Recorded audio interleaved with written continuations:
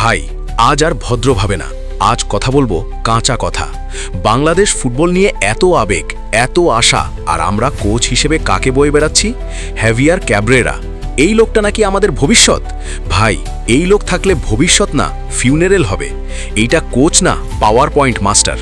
ম্যাচের আগে কনফারেন্সে কথা শুনলে মনে হয় চ্যাম্পিয়ন্স লিগ জিতায় ফেলছে, কিন্তু মাঠে নামলে কি? প্ল্যান নাই, আগ্রাসন নাই, চোখে আগুন নাই, শুধু সাইড লাইনে দাঁড়িয়ে হাত পকেটে ঢুকায়া ভাব। 90 মিনিটে একটা শট, এটা ফুটবল? ভাই 90 মিনিট খেললাম, গোল নাই, শট নাই, ভয় নাই, এটা কি ফুটবল নাকি টাইম পাস সেশন?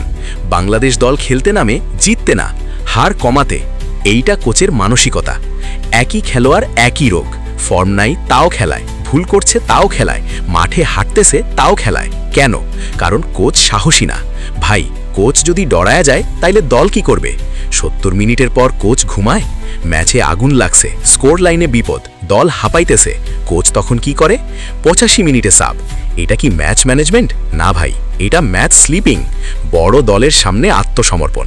ভুটান, মালদ্বীপ, নেপাল এদের সামনে খেললেও চোখে চোখ রেখে না।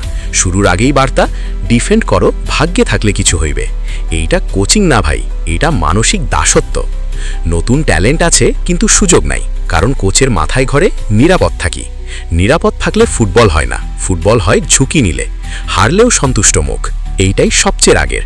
হারার পর কোচ আসে, the boys tried, we are improving. ভাই কত বছর ট্রাই করবে? 20 বছর? সমর্থক ট্রাই দেখতে চায় না, জয় দেখতে চায়। এই কোচ থাকলে রেজাল্ট নাই, সোজা কথা। এই কোচ থাকলে গোল আসবে না, জয় আসবে না, দর্শক ফিরবে না, শুধু থাকবে পোস্ট ম্যাচ অজুহাত।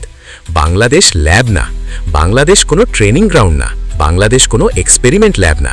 এখানে ফল লাগে, এখানে সাহস লাগে, এখানে ক্ষুধা লাগে। এই কোচের ক্ষুধা নাই। আজ যদি সিদ্ধান্ত না নিই, কাল আরও পিছাবো। এই কোচ বাদ না দিলে বাংলাদেশ ফুটবল এগোবে না। সময় এসেছে বলতে ধন্যবাদ, বিদায় আর না। বাংলাদেশের দরকার হার্ড কোচ, আগ্রাসী কোচ, জিততে জানে এমন কোচ। এটা আমার কথা না, এটা মাঠের কথা।